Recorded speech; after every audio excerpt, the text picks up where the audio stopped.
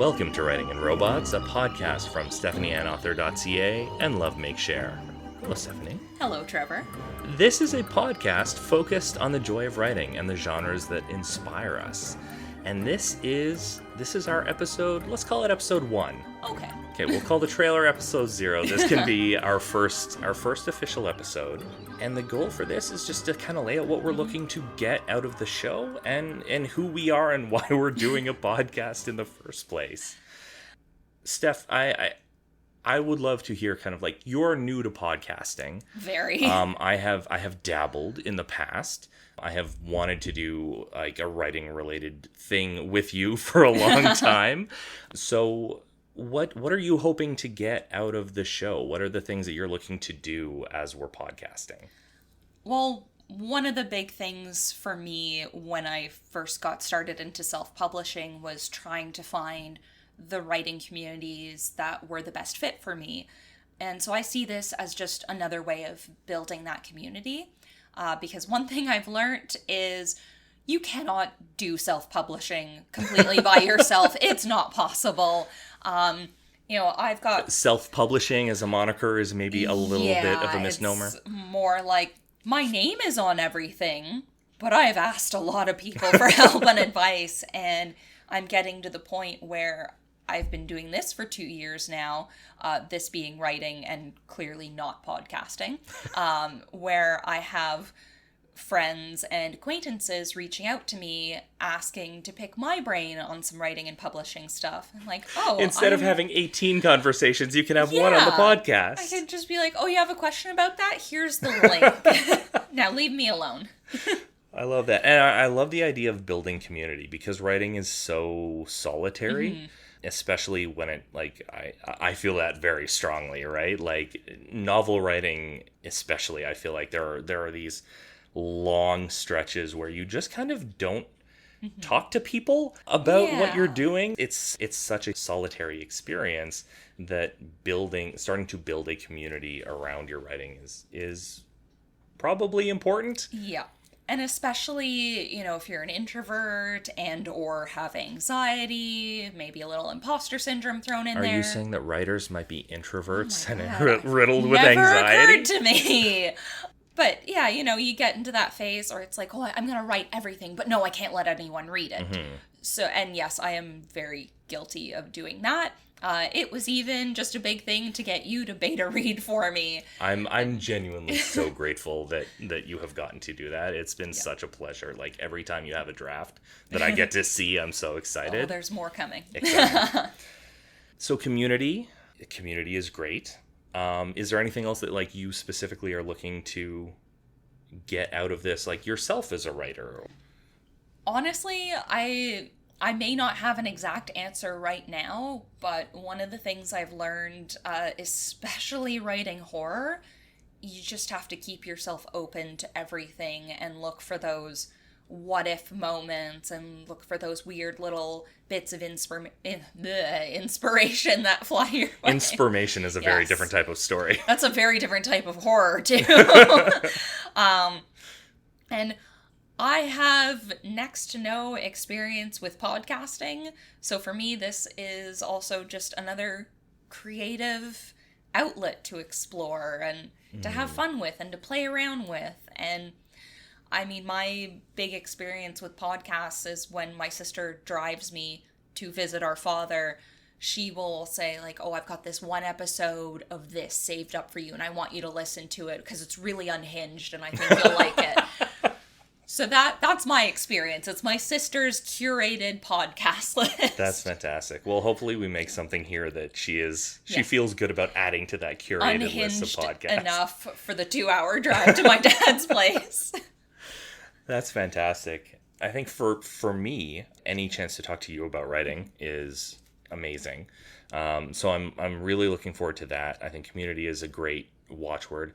I think getting into these craft conversations and these kind of industry conversations for people who maybe are earlier in their writing and publishing journeys than we are. I write constantly. Mm-hmm. I am never not writing, it seems like, because I love doing it. It is a hobby. I'm pursuing traditional publishing right now, but I also am constantly writing for my day job. Like, I did tens of thousands of words of material last week as an instructional designer. So being able to be like, what does it look like when writing is your job?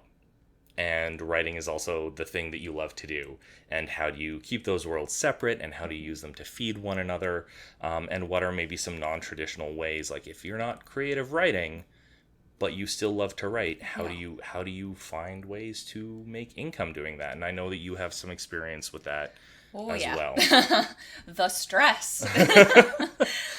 Yeah, right now the writing that gets me the most significant income is sending emails. So it's not fun writing, but it is writing, and it's emails about very specific topics. And then once all my emails are sent off, then I can just write my own creepy little stuff. And, some of my other freelance writing I have done, well, to me at least, they are dry and boring web-based abstracts, but I know that the people I've written them for, they're like, oh yeah, this is great, this is exactly what we need. I'm like, I'm so bored, I want my monsters now. Yeah. So but the fact of the matter is that creative writing that you do feeds that less interesting work and makes it pop in a way that like a drier technical writer may not, right? I'm taking the boring web-based abstract or email and making a narrative that draws the reader in to purchase the service. Okay, so we're starting to get to our actual creative work. So let's just dive into that. You are you're a horror writer. Yes. So let's just like let's put that on the table. The show is called Writing and Robots. We are going to be talking about sci-fi fantasy, but we're also going to be like doing deep dives into horror, which is close to my heart and is like entirely englobing your heart. Yes. I feel like. Which, I mean, I did not expect to be this into horror, especially, writing as a teenager. I was, let's do high fantasy, and then started getting a little older, and like, oh, my fantasy is starting to shift into sci-fi, and I like the mad scientist stories, and oh, yeah, there's some dark stuff that can happen with a mad scientist, and all the implications of what they're working on. And horror used to scare me to the point where it turned me off of the genre completely, but I still loved the story aspect of it. So, I would hear about a really scary movie, I would look it up on Wikipedia so that I could still get the story without having to watch the horror movie. And it's only in the past couple of years I've been able to go back and actually watch those movies and be like, yes, this is a good story. I'm glad I looked it up on Wikipedia 10 years ago. And now I find joy in those moments of fear. And I'm not going to be one of those people who's like, I laugh at all my horror movies and it doesn't scare me. And I do have moments where I laugh, but it's usually one of those, I'm in danger kind of laughs. Like, oh boy, that's terrifying, or that's a great special effect, and laughing is my fear response. And I've just gotten so much joy out of the horror genre, and starting in sci-fi, then my writing started to take on those darker tones, to now I'm writing mostly horror, but I still really love sci-fi, so I try to pull that in where I can. And there's a lot of great overlaps, like in Robots Gone Awry or Cosmic Horror, and there's great moments to mix both genres. So I like that aspect of it. That is so good. I appreciate horror. I definitely appreciate your horror.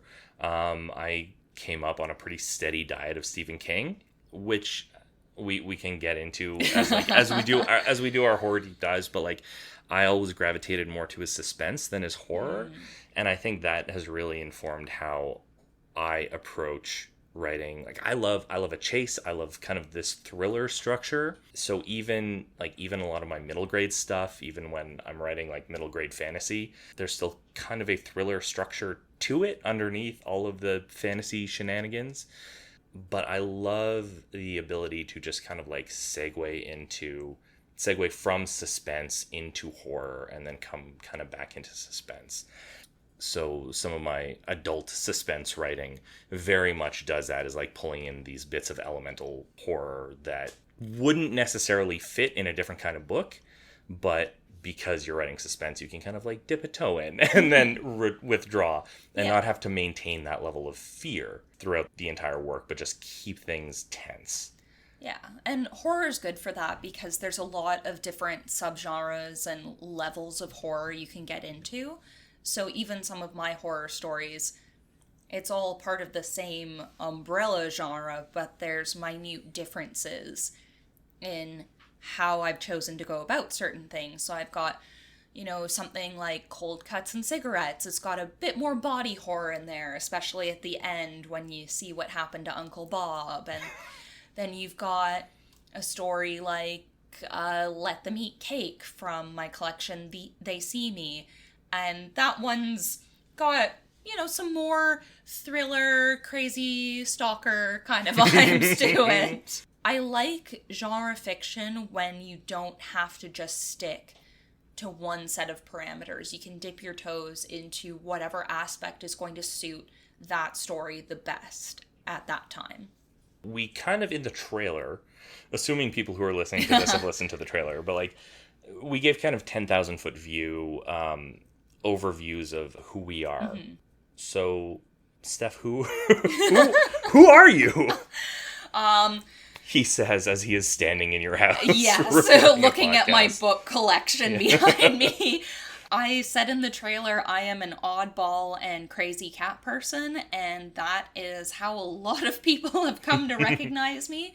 Someone recently talked about one of my short story collections on their TikTok and mentioned, if you check out her videos, she posts videos of life as a writer, but also all her cats. She has a lot of cats. So yes, I am the one with all of the cats. That is something I'm known for. I now have, I think, 3 fictional cats in my stories, so it is something you see in my work. But yes, I am also an oddball. I come from a theater background. My mom was a professional dancer before she had me. So I have come from this very artistic place to the point where, you can't see me right now, but the t-shirt I'm wearing has a lot of colors in it, and some golden smiley faces on top. And I love dressing up crazy. I love wearing a costume. If there is any opportunity to get dressed up, I will take that to a level that is probably past acceptable. I wear matching outfits to my tattoo appointments so that I can dress to suit the tattoo I'm getting. You will see me coming from across the street. People have recognized me for that. So I am a horror writer, but most people out there will know me as the one who dresses crazy and has all the cats. And now, person who I have invited into my home, tell me about yourself. I feel like our outfits today are probably very indicative of where we are on the oddball scale. Yeah. I'm maybe a little bit more conventional a human being than you. I'm Trevor. By education and trade, I'm an educator. I do instructional design, e-learning development, writing for a national not-for-profit. I don't want to get too into specifics on the day job stuff in here, but it is going to inform what we talk about, so I'll mention it up front. I am a dad, a lot. It turns out that 3 kids, 2 teens, and a preschooler are a lot to chase around. I love doing projects with my kids. That is kind of how I started getting into doing stuff on the internet, and that's where a lot of my creative nonfiction comes from. Doing creative projects with my kids, be it writing a novel. So Persephone's Champion is a project that I'm going to be talking about in the pursuit of getting agented and pursuing traditional publishing. That's a book that I wrote a couple of NaNoWriMos ago with my middle child, Bia. I do not love wearing costumes. I love making costumes for people who love wearing costumes. And you are very good at that. Thank you very much. Yeah, I love 3D printing. Like any making related activity, I'm a big fan of. So we do 3D printing, we do sewing, we do painting, we do all of these different pieces. So yeah, just go absolutely ham for Halloween. But yeah, like I am much more like a plain solid color t-shirt kind of guy. I'll leave the wearing of the crazy stuff I make to others. I am not a crazy cat person. I have an uneasy detente with the one cat we have in our household right now. He alternately is a lovable scamp and an absolute terror. Yup. But we got an old man Labradoodle who we're very fond of. A forever puppy who has never quite learned to grow up. So that's us as people, as creatives, Steph. If there was something... You don't particularly like being called Steph. I should probably not create a... Are you softening on that? There's a whole... It's a thing, but Steph is okay now. Okay. I've only ever called her Steph. Okay. Yes, my husband, Mark, has only ever called me Steph. Whereas growing up, my parents were very much like, it's Stephanie all the time. We have to make sure she's comfortable with her own name.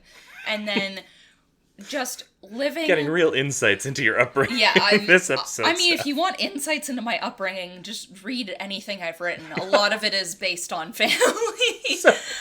So this is a good segue. Yes. If we wanted to get a sense of you as a creative, as you as a writer, what are a couple of things that we should like absolutely go and read to get a sense of you? So if you want the family chaos, because family trauma and generational trauma has inspired a lot of the ways I look at horror. There is a short story I've got available for free through my website if you sign up to my newsletter. It's called Casey, and it is about a very complicated father-daughter relationship where one person in that relationship may or may not be dead. Yes. The most recent story I published, Cold Cuts and Cigarettes, is actually inspired by my uncle's funeral. I wrote it pretty much when my dad sent out the invites to the funeral. The main characters are all very loosely based on me, my sister, my dad, his partner.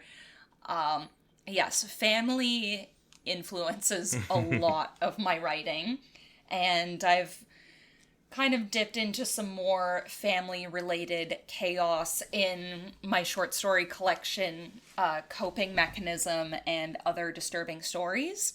One of the stories in the collection is inspired by something that my husband and I actually lived through. And okay, good. We're talking about that one. Yeah. So the short story is called Silver. And that story is the reason why my husband is banned from reading that short story collection, because I know it will trigger him. So yeah, I take all of these horrible things that happen in life and I dial up the horror to 11. And then you've got other stories like Coping Mechanism itself, the story that has traumatized my beta readers, including Trevor, where... I thought that's the one you were referring to when you said, me and my husband lived through this. And I was alarmed. That one is not based on a true story. That one is just, my brain went somewhere real dark one day, and I followed it. This is a story that is not for Trevor's. I found that one very upsetting. That story is not for everyone. When I was hiring copy editors, I put a disclaimer and said, hey, one of the stories deals with a very challenging topic. And I had one editor reply back and say, thank you so much for this warning, because I don't feel comfortable dealing with that kind of subject matter. But your collection sounds great, so I'd love to work with you in the future, just not on stories that deal with that. Just not on that. Yes. So if you're curious, go read Coping Mechanism and prepare to be traumatized. It is traumatic. I would also like to shout out the title story from your first collection. Oh, yes. Please rate your satisfaction. I don't know that that's my favorite of your stories that I've read. But I love that you're bringing props to this podcast, to this audio medium. I love that. I love that story so much. It is pure sci-fi. Oh, It's not horror, which is weird, but like, I feel like that story is a really good encapsulation of like the way your brain works when it is not going to those extremely dark places. Well, I mean, because it's still a really sad story. It's like, It truly is. yeah. Yeah. My brain might not have gone to a dark place, but it didn't want to go to a happy place. I would love to see that as like we were talking before. I would love to see that as a radio play. I don't know. Maybe we'll try and do that for this podcast. We'll see. Would be But fun. I would also love to see it as a short film. Like, I think either medium would really do wonders for that story. It is just, anyway, it's so good. It's a good thing we know a lot of actors. I'm trying to be effusive in my praise without like getting into what's actually in the story, because it's it is really worth a read. And we'll link to everything in the show notes, and at writingandrobots.com we'll put links to all of Steph's collections. All right, so now that we've heard all about my chaos, tell us a bit about your writing. So I am I do two things primarily. One is creative nonfiction, so I do personal essays, and I've been experimenting, kind of tinkering with that form on and off for some years now. Most of that stuff is at lovemakeshare.ca. It's mostly around making stuff, parenting. It is often about the fusion of those two things. The Love Make Share project is kind of about building a family through creative projects and through creative expression, mutual creative activity. But yeah, I try to have fun with the creative nonfiction by putting a little bit of a narrative spin on things that are otherwise pretty mundane in day-to-day life, but can end up being really special if you take the time to stop and appreciate them. On the flip side, I do novels. I am really jealous of your ability to write shorts. Like, I feel like if I could be like, this is a great idea for a short story, and then just write a short story, I would have much, much more output than I actually do. But like, I've come to terms with the fact that I'm a novelist. I like writing novels. It is a form that brings me great joy. Like, being able to explore ideas and characters over that amount of time. You get to play with an idea or a character in multiple ways rather than having to be quite as focused. I think I'm just coming to grips with the fact that I just don't have the focus to write shorts. I write a lot for my kids. This is going to become a recurring theme in my work. So as they grow up, I kind of shift to different levels of writing. We've done lower middle grade, so I've got a lower middle grade fantasy series. The first book in that is Annette and the Broken Shroud. Hey, it's about a tooth fairy. It is about a tooth fairy, but it's also about unlocking an ancient and arcane magic that may bring an end to fairy civilization. Then there's Persephone's Champion, which again I'm going to be talking a lot about because that's kind of the focus of the agenting and publishing journey that I'm on currently. It's a mythological fantasy adventure set in ancient Greece. It is tonally very contemporary, I think.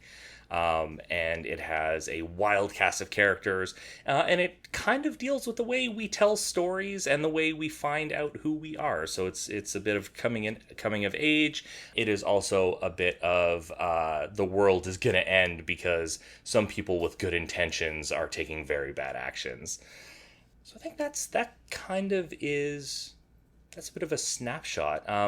When it comes to adult novel writing, I have not written a book for people my own age in some time. Steph, we're talking about before the show about like I had to kind of put away the books for kids because it's just a lot. It's a lot to parent, and it's a lot to do work for other people at the day job, and then come home and write more things creatively for other people, for other audiences. So I think I kind of want to start getting back into writing adult fiction as well. And I love thriller as a form. I love suspense. I love weaving in that kind of elemental horror aspect. So yeah, thriller is kind of where I play when it comes to adult fiction.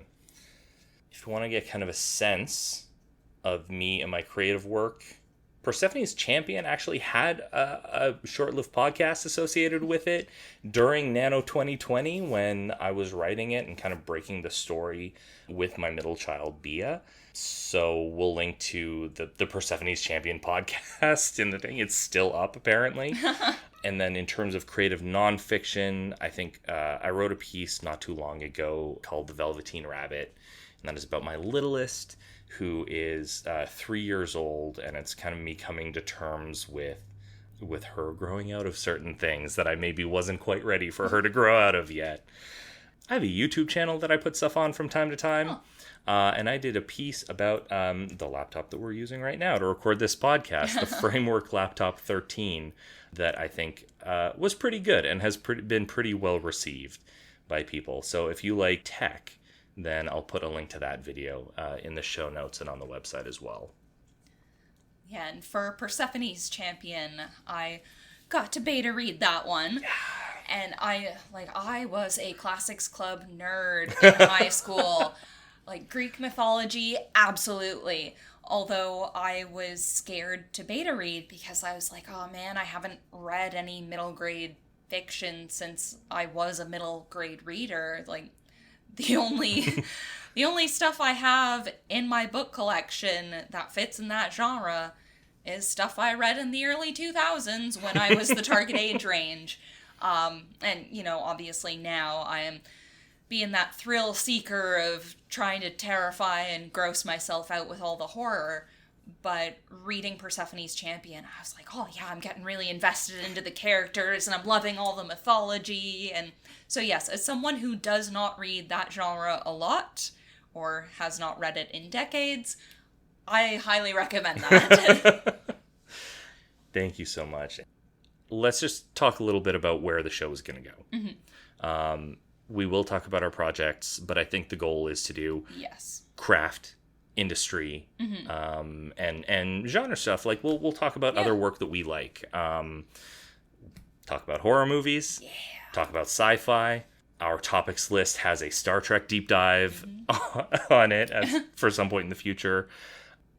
We'll talk a little bit about kind of conventional wisdom that floats around in these online writing communities that we both like exploring, and maybe whether it holds up or whether it doesn't. Something that I would really love to do is do some flash fiction prompts, and maybe we'll do some readings on the show. I love a good writing prompt. I even love the bad writing prompts. And I'm sure we will give some of both. Yes. No writing prompt for this episode, but we'll come up with a couple for the next one. I think it would also be good for us to give recommendations about things that we are watching, reading, liking, kind of in these genres that we enjoy. I'm going to put you on the spot. Is there anything that you have read or watched recently? Yes. She assumed a power stance as soon as I asked for a recommendation. So recently I watched Crimes of the Future by David Cronenberg, which I was telling you a little bit about before we started recording. The more Cronenberg I get into, the more I fall in love with his style. And as I was saying, this is a film where the plot maybe isn't the main focus of what's going on, but I love how weird everything looks. I love just sitting and watching, like, this is some strange shit. And nothing of value is going on, but it's weird and it's pretty in a disturbing way, and I like it. So that's my current movie recommendation, especially if you like Cronenberg. He's got such a distinct visual style, especially with all the props and the set pieces. And my book recommendation, right now I have about 300 pages left in The Fireman by Joe Hill, and I'm loving it because I'm having these moments reading it where I keep having to go back to the front information page with, all the ISBN numbers, and to double check the publication date. Because there are some things coming up where I'm just like, I cannot believe that this was written before 2020. Fascinating. Especially those early chapters. I'm like, this is kind of scary in how accurate it's predicting some of what we went through with COVID. And yes, the book takes it to a more extreme level where you are physically branded by this illness, so it's easy to see who's sick and who's not. The progression of the illness goes to absolutely fantastical levels. So yes, it's like COVID on steroids.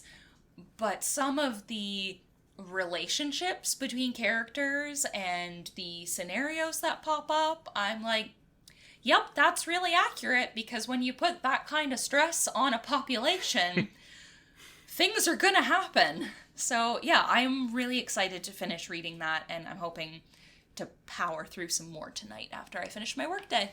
Fantastic. I need to read some of Joe Hill's work. A very ancillary recommendation is this brilliant Twitter account called The Midnight Society. Ooh. Do you follow it? No. Okay. I will. It is a parody account. It is a group of horror authors who get together and chit-chat, and the relationship between Stephen King and Joe Hill, as depicted by The Midnight Society, is phenomenal. Oh, I love that. It's really good. Well, and you can't read Joe Hill's stuff without thinking, his dad is Stephen King, and then... It invites comparison. Yeah, first of all, it invites the comparison.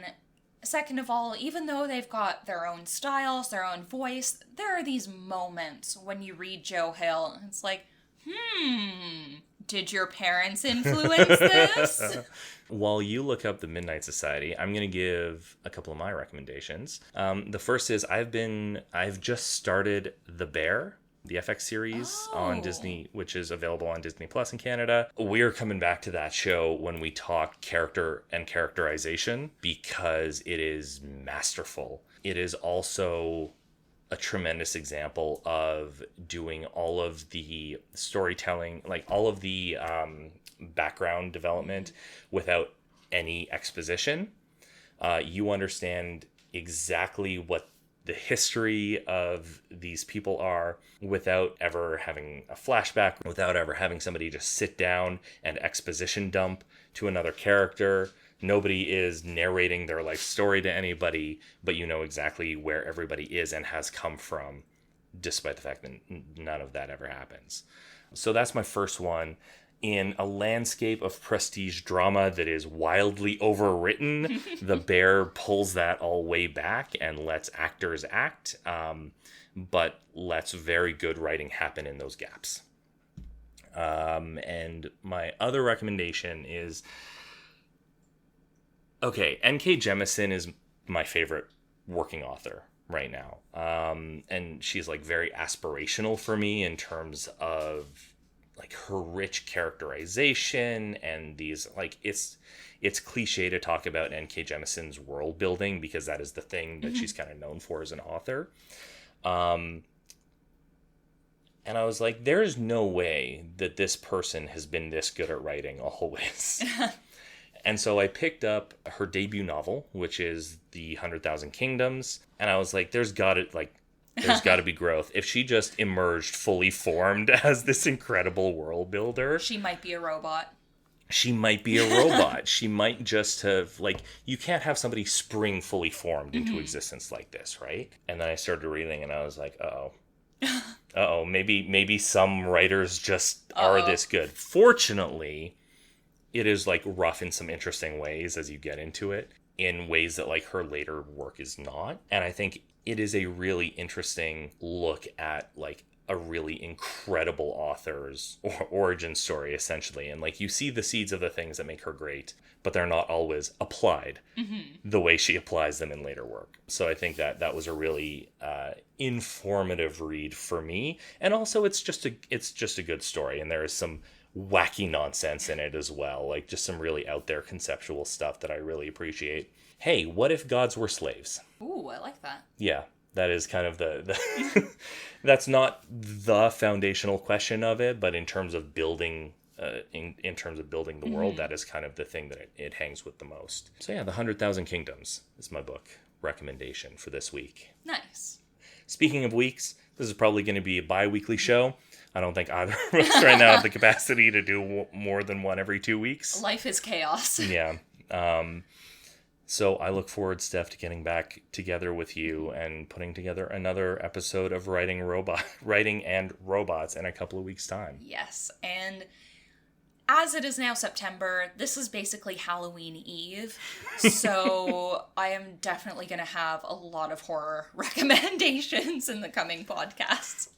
I will probably have fewer horror recommendations because my pre-Halloween project is upgrading a Spider-Man costume for the preschooler.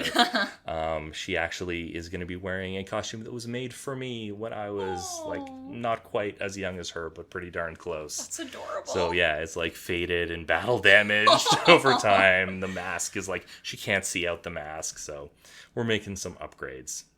It's going to be a good time. She better come to our place for trick-or-treating then, so we can see this. She will. She's already practicing to trick-or-treat. Yeah. We'll be ready. Steph, thank you so much for joining me. Where can people find more of you? On my website, stephanieandauthor.ca. Can't remember my own website. Mar? Okay, yeah, stephanieandauthor.ca. I have just confirmed with my husband / web developer. Also, I'm on all of the usual social media channels. However, it is my TikTok that seems to be getting me most of the recognition because people love when I do weird and unhinged stuff. So if you want to see me be an absolute weirdo while giving little tidbits about writing life, and, you know, if you just want to see the cats, look up Stephanie and Author on TikTok, and you will not be disappointed. And where can people find you, Trevor? Well, you can find my creative nonfiction at lovemakeshare.ca. All of the video stuff that I've done is linked there as well. You could go there directly if you wanted. youtube.com/lovemakesharetv. You could also find me on, goodness, what socials am I on now? Instagram, Twitter /X, and Mastodon. Look for Love Make Share on any of those, and you'll probably find me. So close to the end, and the cats start getting restless. Yeah, they are now at the point where they would love to be guests on the podcast. You can find episodes, show notes, our recommendations, more involved author bios, and links to everything we've talked about at writingandrobots.com. And please do subscribe to the podcast on your podcast catcher of choice. Hey, do you remember the era when the apps used to subscribe to podcasts were called podcatchers? No. Probably not. That's a real old head thing to talk about. I mean, I know next to nothing about podcasts, so you could tell me this is something that was around last year, and I'd be like, no, I've never heard of it. You're in one now. So. Thank you, Stephanie. It's been an absolute pleasure talking to you, as always. Yes. Even with a microphone between us this time. And my many props that no one will see. Visual aids for a podcast. Thank you so much, everybody, for listening, and we will talk to you again soon.